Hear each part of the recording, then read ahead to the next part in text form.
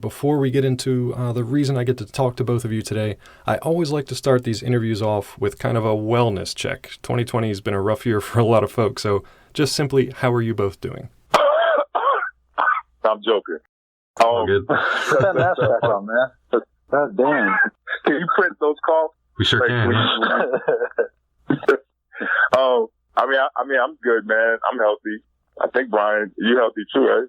Yeah. And I just had a COVID test a couple of minutes ago. I always have one right before I do an interview, and it came back negative. So yeah, still here. Good to hear. Yeah. It's been interesting to talk to folks in the animation industry because with a lot of production kind of shut down for most of the year, going on 6 months of this now, animation's kind of been surging. So have you guys seen any kind of interruptions in your daily kind of workflow or grind or anything like that? No, it's been actually really, it's been kind of a great time to be in animation. Luckily, Sugar and Toys came back, and we started the writing process of this a couple of months before COVID hit, and a couple of other projects that we had in the hopper were already sort of going. So really happy to say that we both worked through the entire thing. So from that respect, it's been great, and there's tons of really good tools that have emerged recently that have really helped kind of maintain a production pipeline from the outside, which has kind of also helped helped us kind of keep things on track. Definitely. Yeah. Yeah, and I mean, it's funny because a lot of people that work in animation, I've learned are like really like introverts anyway, and I being somebody that suffers from like social anxiety, that my lifestyle hasn't really changed a whole lot. As a matter of fact, things have actually been a lot easier for me to maneuver because Brian will tell you, I hate coming out the house for anything. So this has been kind of unfortunately really dope for me, Yeah, the world's caught up with Carl. He's been trying to, he's always argued that his bed is the best writing room he could have. And, we always have to tell him, but you got to come out of bed. But, finally, it took the apocalypse, so he's been proven right. Yeah, I got to say, I side with Carl on this one as a gamer, as an animation fan, and a writer, pretty much introvert. So, yeah, nothing's changed much for me, and I'm enjoying it, actually. It's been pretty good, so I'm with Carl on this one. Before we jump into Sugar and Toys, which is why I get to talk to you both today, I wanted to travel back in time just a little bit, very different times, 10, 15 years ago, to shows like Boondocks, Black Dynamite, and some of the other ones that you've worked on that have really, made a big stamp. How did your experience working on those shows prepare you to now create your own? Well, I think Boondocks for us was a pretty difficult show to pull off, number one, right? Just because we were doing these really big stories with lots of characters, lots of backgrounds. The stories went all over the place. So it was quite a big production, and I always like to say we were doing like 22-minute movies. So when you think about for me anyway, like my first entry point into animation was like working on the Boondocks and taking on such a huge task. It kind of prepared us for any show, honestly, after that. Because we're talking about whereas like Family Guy may have 200 to 300 scenes or something like that. We were like around 700. Wow. We would have sometimes 200 characters and BG. So, it's also, it was also, I guess, a show that was testing new waters. Like we were doing this like Black, animated series that had a real specific voice, and it was very, I guess it was disruptive and a little controversial, and I feel like, just learning how to, tell stories and invoke thought and also, do satire and social commentary all combined. It definitely, lent itself to Sugar and Toys. We found the right balance of cartoon and anime aesthetic or animation and, social commentary and, and character driven stuff, so there's, I think we I don't know, we kind of dipped our toe in a lot of different areas, and we pick and choose some of those things that we've learned over the years and try to adopt them into this process as well. Yeah, and I think one of the things that a lot of the projects that we worked on have in common is just like how cultural they are. I mean, I think that really kind of, I don't know, just getting to real specific spaces, both in terms of just representing people and points in time and like points of view. Whereas it's like we had come up, as like Simpsons writers at Harvard or something, where like a lot of like adult animation people really come at things from like joke. Right. I think that coming out of places like Boondocks and then, kind of spreading our wings on Black Dynamite and some of the other projects, there was always kind of an undertow of like, something that Carl has always said, is as wild and as outrageous as we go with humor, there'll always be a point where we go like, what are we trying to say here? What is this about? Like, what is, what's the substance of it? And so I think that just, even when we do really silly shit, it always kind of has a level of substance to it that like maybe some other shows, aren't quite as focused on. Gotcha. And speaking of that kind of cultural touchstones and social commentary, there is a new version, a reboot, a continuation coming out in 2020. Are either of you involved with the new version on HBO Max by any chance? No. Okay, fair enough. Had to ask. But now I get to leave that awkward question behind for you guys, and we get to talk Sugar and Toys, which you actually created. So walk me through this. I'm going to start with Carl. Where did the idea for the original series come from? Walk me through kind of the genesis of that. Well, it actually started with a conversation that I had with Rob Sorcha over at when he was over at Cartoon Network. We were actually flying back together from an Adult Swim function, and we were having this conversation about Saturday morning cartoons. And I just asked him, like, what happened to Saturday morning cartoons? Like, how is it that they just kind of like went away, like so quickly or whatever? And he basically said, well, we couldn't sell Sugar and Toys anymore, so there was no reason for them. And I was just like, wow, like I was telling Brian, like we had a whole childhood because they wanted to basically put sugar in our bodies and give us like lead infested toys. Yeah, man. Yep. And it was just something, I don't know, it's something metaphorical.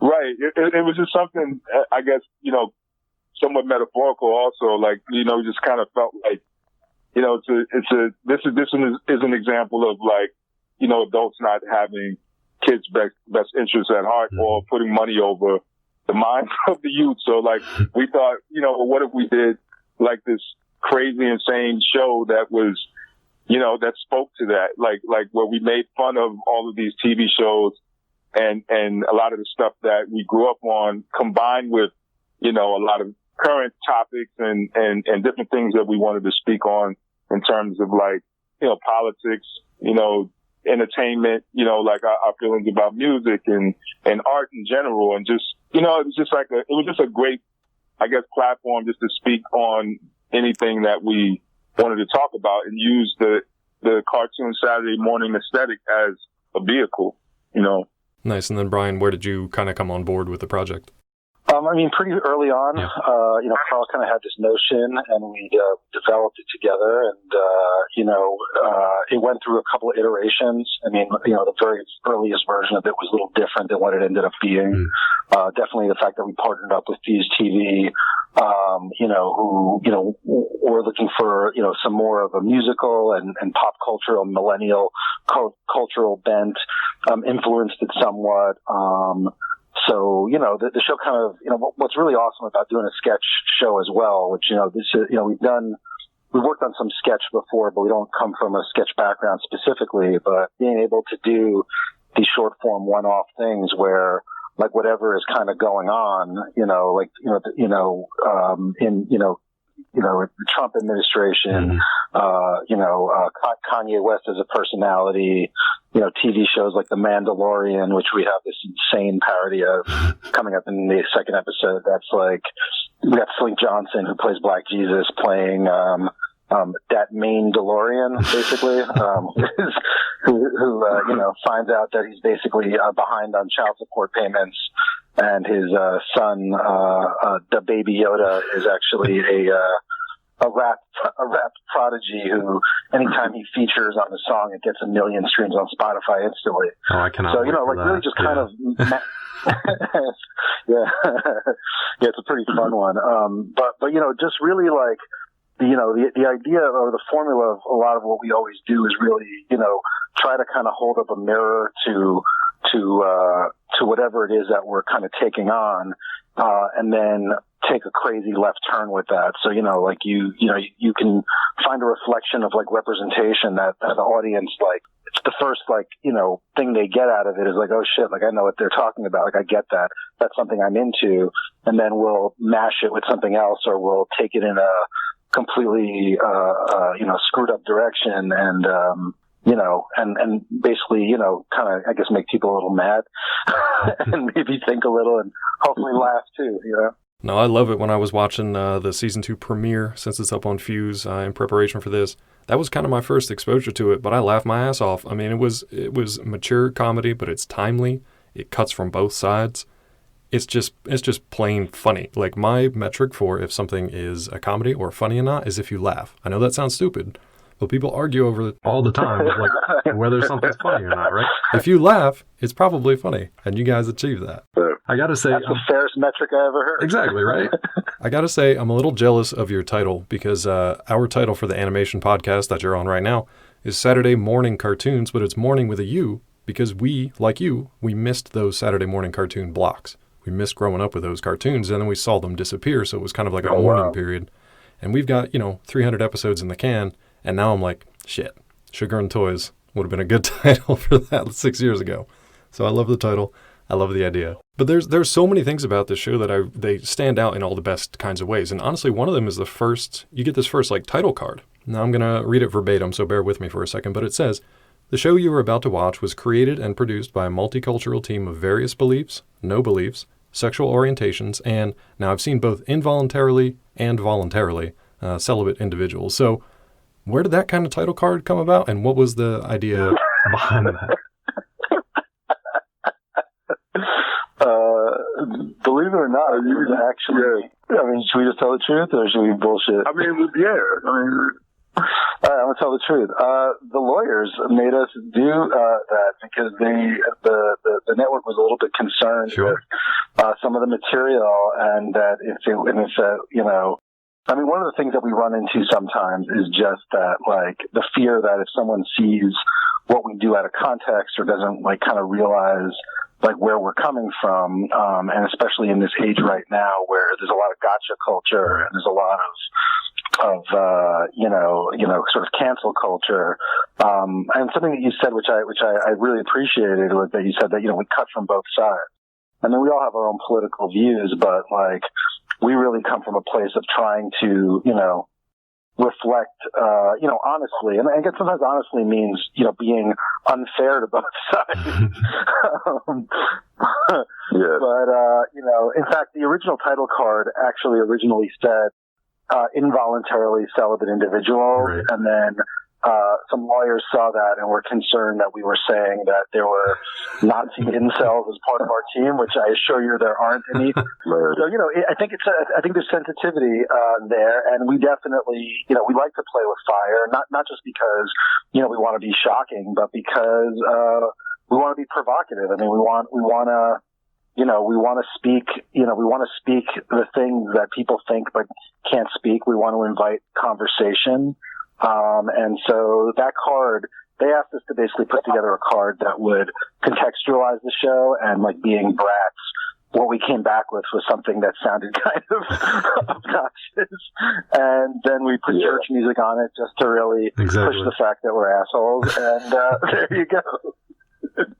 No, I love it. Standards of practice is alive and well. Yeah. But it reminded me of kind of like the They South Park lead in too. It very much reminded me of that. So I was kind of just like, okay, I see what they're doing here, but I also see, you can see the legal hand behind it, definitely. I got to say though, just on the humor front, not to name names, but there are some other recent animated series out there that mistake just swearing a lot or being offensive without actually having any meaning or ingenuity or comedy actually behind their jokes. And this is like a night and day comparison. I can look at that show and just be like, okay, they're just trying to be provocative for the sake of being that. And I can look at something like Sugar and Toys and see where the ideas came from behind it, make those cultural connections. So I think you guys are onto something there with your approach. Just saying it works because I laughed. You know what I mean? Oh, thank you. Thank you. I kind of want to know what that fucked up show is, though. That sounds kind of good. I want to see that. I'll wait till I hit that. After the interview, can you tell us I was going to say, I'll wait till I hit that record button and I'll tell you all you want. But speaking of the show too, it's structured kind of differently. So Carl, you were saying earlier you wanted to go back to that kind of Saturday morning feel, that sketch show, that clip show kind of thing.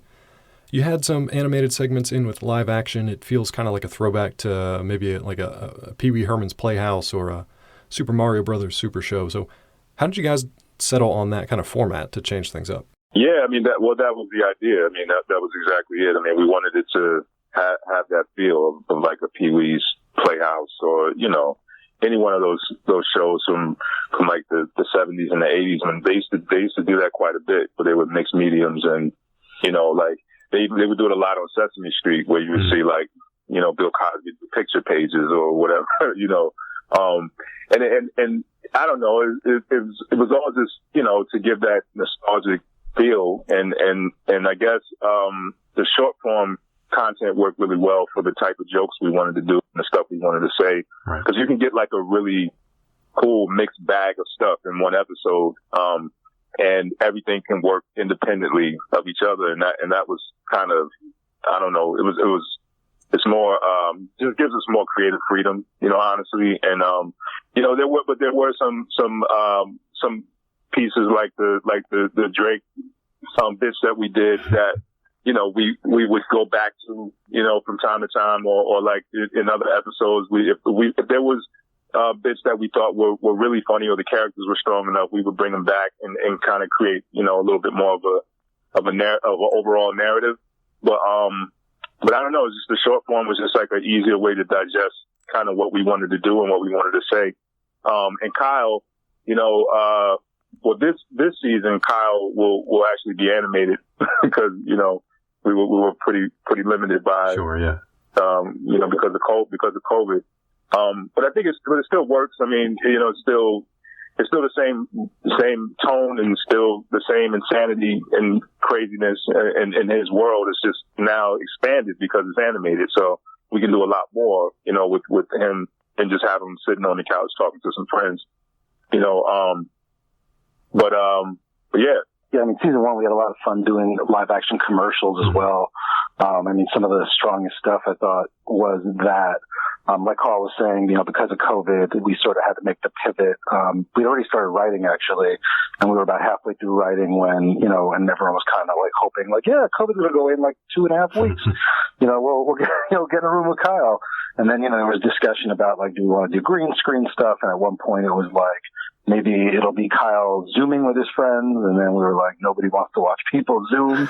And so eventually we got to a place where now, it's really the same, like Carl was saying, it's the same kind of tonally, but, plussed up and actually the Kyle pieces now, I would say are more in the Saturday morning cartoon world than like almost any other thing in there, in that it's Kyle and his two homies are basically like a giant, like sort of emo insecure transformer. Mm-hmm. And then his other buddy is basically his imaginary toxic best friend who's basically like an anthropomorphic toxic waste barrel, basically, that, again, Slink Johnson, Black Jesus plays him, and, J.D. Witherspoon plays the robot. And so, like, there definitely is a little bit more of a Saturday morning cartoon vibe with all those characters.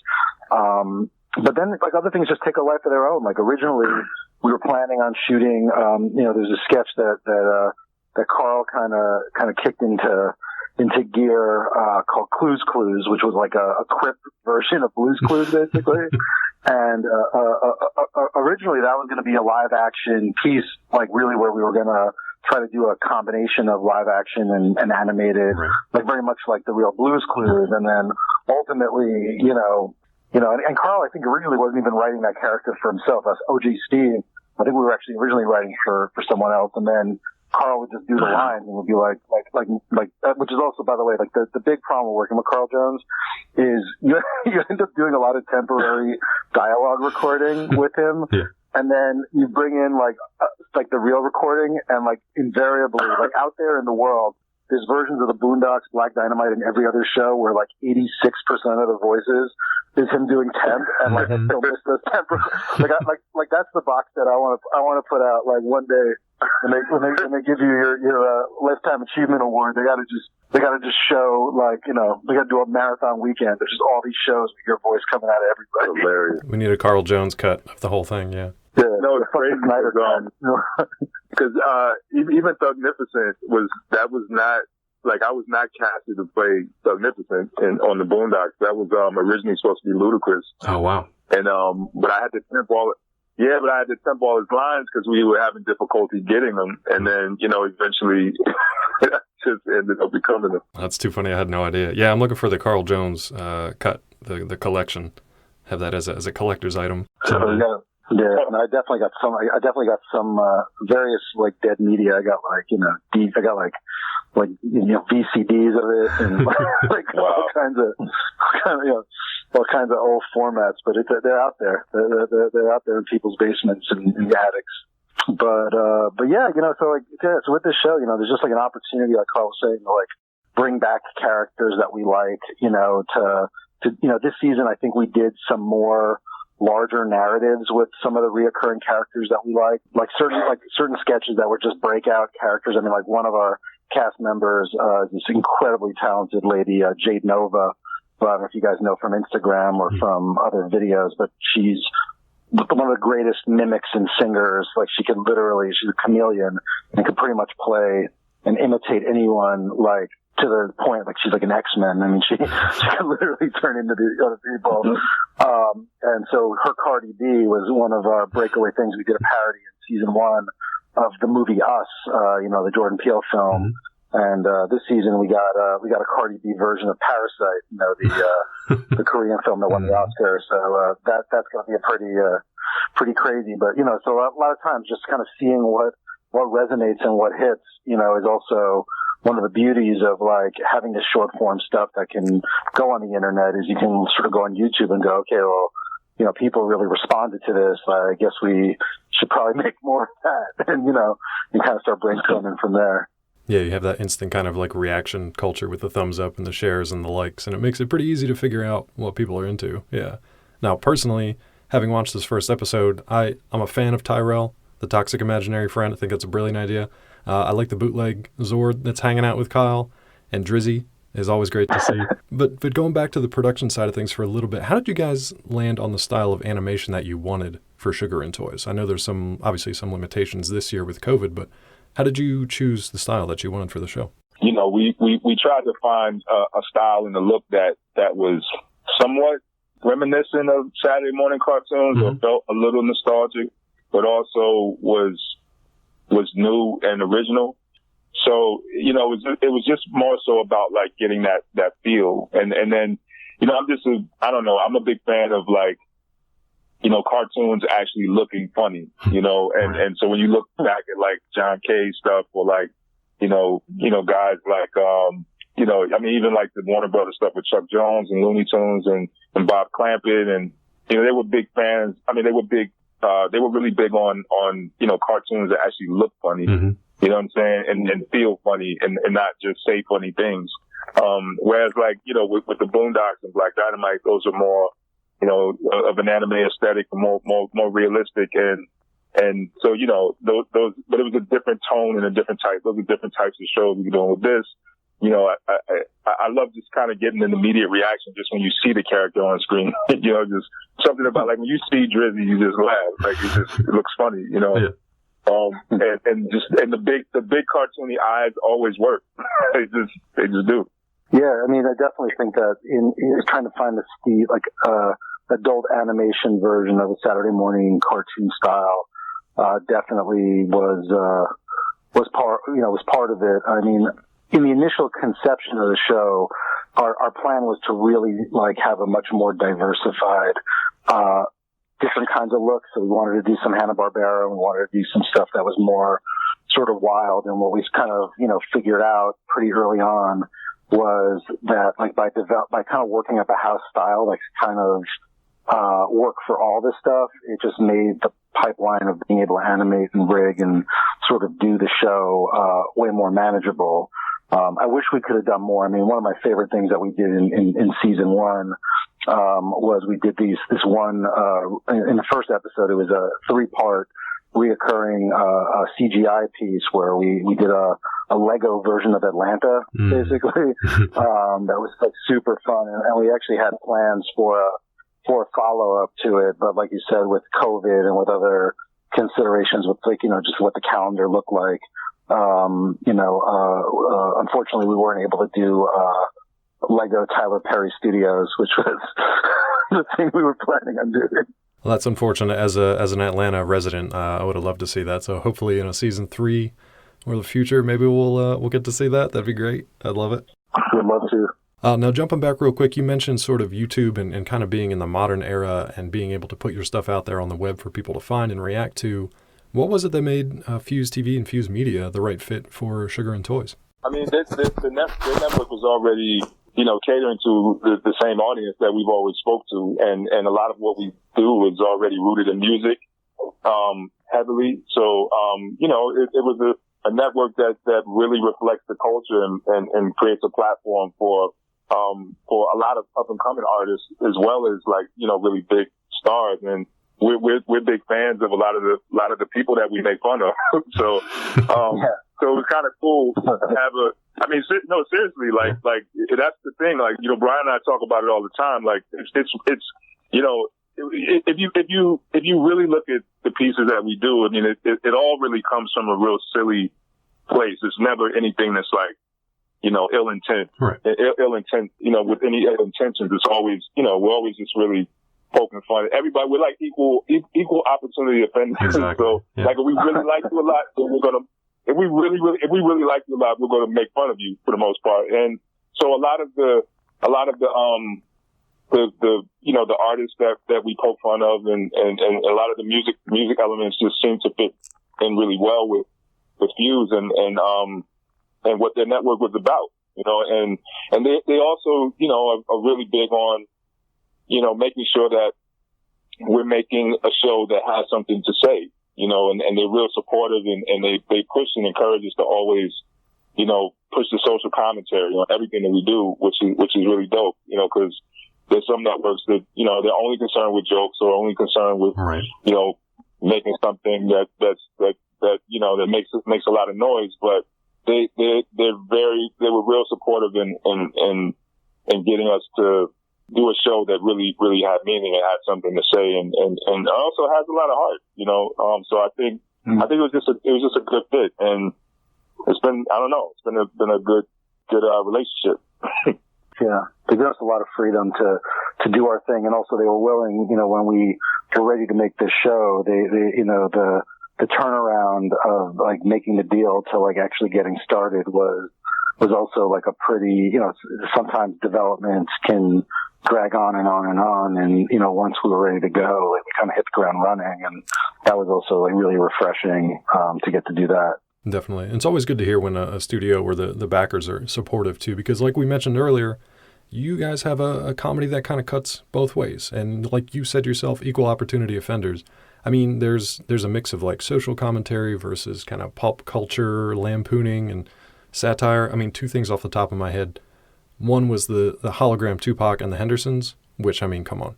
How good is that? And another one from this upcoming season, I don't want to give too much away, but there's a nice kind of an infomercial kind of thing with the OK Boomerang, and that cracked me up. But it cuts both ways, and literally that one cuts both ways. You know what I mean?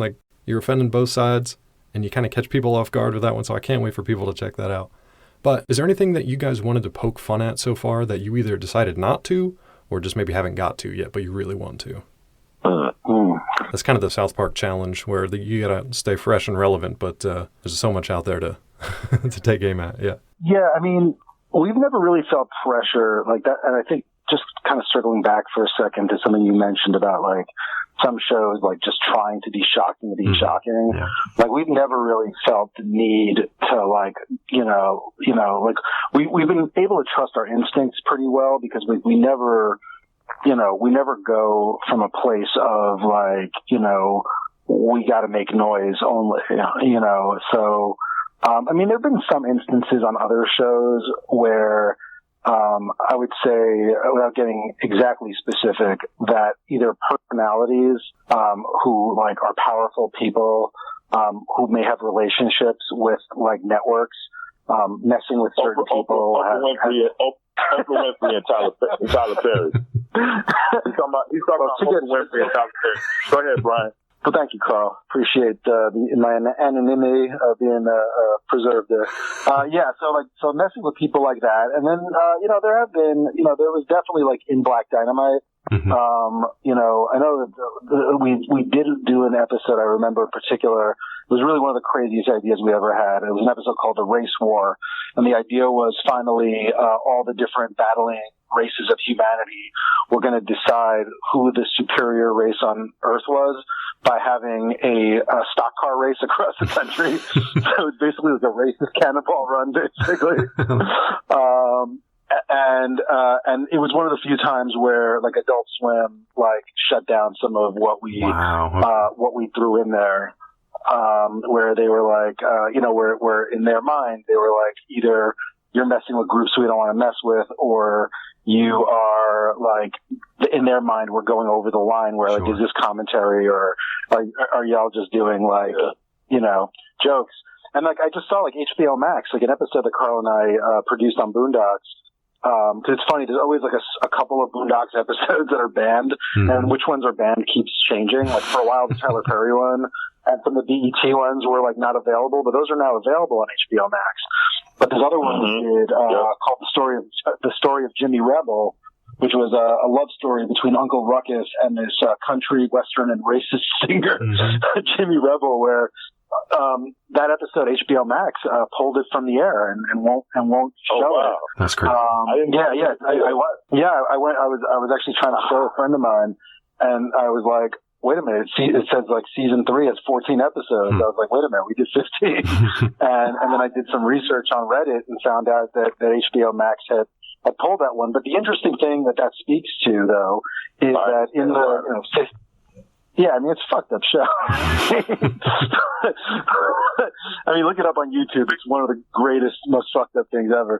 But, one of the things, is that like just in the time that, Carl and I have been doing this, what is considered off limits and what you can say and who censorship is coming from and what the intention behind it is not a permanent thing. It's a conversation that's in flux, People are gaining voices, other voices are being silenced, sometimes for good reasons, sometimes for bad reasons. But like the thing about speech is that it isn't a monolith. It is something that fluctuates and that moves and that changes, and that even just looking at our own body of work, there's things that we did in Boondocks that, we certainly couldn't do, and I think we even wouldn't do now. And there's things that we're doing now that back then would not have, been allowed. So, it's kind of interesting to be around long enough to actually see the rules change as much as they have. Yeah, and that's a good kind of retrospective on where you guys kind of started and what the culture was like then, both politically and, artistically and socially, and what it is now. I mean, it feels like it was a generation, but it feels like a huge leap. But look, if nothing comes out of this except a spin-off series of the Lost Powder Poof Gals, I'll be happy. Because I love to see more of those adventures. One of my favorite parts is the standout. I've probably teased and spoiled more for season 2 than you guys have. So I'll say congrats on season 2 first, and then I'll ask, what can you tease about season 2 for your fans and the viewers out there? Oh man, I think we got the same amount of insanity and craziness. I mean, like Brian said, there's a lot more. There's a lot more of the ones that the sketches that people like the most, which was like, Drizzy. We got Drizzy coming back, and we got Clues. So OG Steve would be back in the mix. And then we got a lot of new stuff that I'd rather let Brian talk to specifically, but it's still the same crazy show. It's just a lot more new things to talk about. Yeah, I mean, I think that we sort of thought maybe at the end of season 1 we had said everything that was left to say, and then 2020 happened, and so it kind of gave us a lot to talk about. So I think again, just a combination of culture and comedy and sort of anger. Kind of smart approaches to stupid shit, stupid approaches to important shit. Just really kind of trying to mix it up. The other thing about this season that was really fun for us was that we got to work with a bunch of newer, younger writers who really brought a lot of freshness and a lot of perspective. Because I mean, that's the other thing about doing animation and doing even adult animation is kind of staying in tune with what the youth culture is. When we started doing this, we were the youth. Now we're grown up. Right. So some of the writers we work with, I mean, including Carl's son, Idris Jones. Oh, cool. Who I basically who grew up. When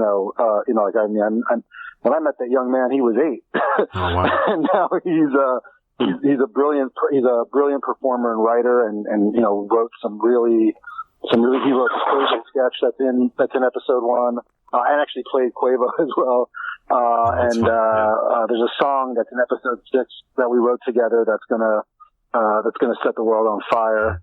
But Hype Man's coming back. Hype Man goes up against Greta Thunberg, basically, to decide is climate change hype or is it real? A lot of just crazy mashups. And then, we also, I think there's a lot more strong female voices, in the show as well. We got this other, young writer, Anna Salinas, who's brilliant, who wrote with us. We got some new cast members, including Ladybug Mecca, who we're huge fans of, is now joined our cast, Sling Johnson is back, JD Weatherspoon, Nick Murdoch, just, all the really talented people that, have to be talented because there's about 8 people on the cast and they play about 1,000 people collectively. So, did I forget anyone? I feel like I may have forgotten someone. Oh, Carl is also major, voice talent on the show as well. So if you're a fan of his, the good thing about casting Carl is then you don't have to erase his voice afterwards and put someone else's voice in. You can just keep his shit in there, and that's a little trick I learned. I love it. I'm glad you highlighted your multicultural team of various beliefs, no beliefs, sexual orientations, and involuntary celibate individuals. So I appreciate that. Yeah, by the way, all the celibate people, it's all involuntary. So, anyone on the show who wants to get laid is getting laid, and if they're not, it's good they can. We'll put that down at the bottom in fine print. Hopefully the lawyers won't see it. Please. Before I run out of time with you guys, I have another question for Carl. I hear you're working with Matthew Cherry on the new HBO Max animated series based on Hair Love. So how did that come about, and how's that progress going? Well, Matthew and I, we actually met right before the last OG season 3 started up. So I met him when he was at Monkey Paw, and they called me in for a general, and it went really well. We hit it off, and he happened to be a big fan of a lot of stuff that I did, and he asked me if I'd be interested in working on The Last OG, and I was like, of course. I love Tracy Morgan. I love the show. So they brought me on. They brought me on as a co-EP. I was, in the writer's room, and then they actually bumped me up to showrunner. Oh wow! And that was a lot. Yeah, a lot of that was. Well, Matthew Cherry was actually pushing for me to be showrunner from the very beginning, and so when he left Monkey Paw, we just stayed in touch with each other, and he told me about this project he was doing called Hair Love, and at the same time, I met with Karen Tolliver over at Sony Animation. I just did a general meeting with her, and she told me that she was also involved with the Hair Love Project, and they were trying to turn it into a series. And so we just took it from there, you know? No, that's fantastic. I mean, that was a story that just kind of blew up and well-deserved. And I know millions of people out there are looking to see what series comes out of it, because to me, it just seems like there's so much potential there to tell really important and impactful stories. And you get to play in the world of animation with that too, which is something that honestly for people of color, you don't really get to see them kind of front and center as protagonists, as central characters outside of your animated series. Obviously, for the majority of shows out there, you don't get to see it. So I'm excited to see it. I'm happy to know you're working on it, and I hope that's going well. Oh, thank you. No, it is refreshing to see, you know, a short film like that, Yep. and now, you know, a series called Young Love. But yeah, that's what inspired me too. I felt like, you know, it was important for the culture, and I felt like, you know, it's definitely, you know, a lack of representation, obviously, but this really hit home, you know, for a lot of people once it came out, and I think, you know, just when I say hit home, I mean, you know, we rarely see a show that has the type of tone that the film had, because the film, you know, it was a sweet tale that had a very somber kind of moment towards the end. Right. But, you know, so it pulled at your heartstrings, but it was also done very well. The animation was beautiful. It was a loving story. It was funny. It was charming. It was like, it had all of these just wonderful elements that they just kind of combined together. And, yeah, and I think so. You know, a lot. It resonated with a lot of people because you just don't really see a lot of that. You know, you don't see, you know, Black people on the screen portrayed in that way, and especially where you know, a father is doing a little girl's hair, and just those little small nuances and things that are reflective of what we, you know, our real culture and you know, real life. You just rarely see it on TV. So that, yeah, I think it's a real important show for the culture, and I'm looking forward to it. A follow-up question on that, if you don't mind, because we haven't heard too much about it, but are most of the stories that are being pulled from for the episodes, are they from Matthew himself, or is it a kind of a collaborative effort of everybody who's on the writing team? I mean, it's a collaborative effort, I'd say, but you know, it's definitely Matthew's brainchild, and it's his vision, and you know, he has a very clear idea for where he wants to go with the show, and you know, we're just there to support his vision. That's fantastic. We're looking forward to it. Before I run out of time with you both, we know we've got season 2 of Sugar and Toys coming up. Looking forward to that. So what else is on the horizon for both of you that you'd like to tease to your fans out there? Well, what's very exciting, actually, even newer news than Young Love, is that Mr. Carl Jones is creating a new version of Good Times, an animated version for Netflix. I don't know if you saw that, but that just got announced in the trades, a couple of days ago. So I'm working on my resume. Right now. I'm going to send it to Carl and see if I could, you know, we can connect you. Get put on, hopefully. Yeah. I sent him a LinkedIn invite, so I'm waiting to hear back. Still waiting. Yeah. And yeah, I got to see how some of these Sugar and Toys episodes turns out first before I think about hiring you, Brian. Watch. I appreciate your honesty. All right, man. Yeah. I think you'll like it. I think you'll like it.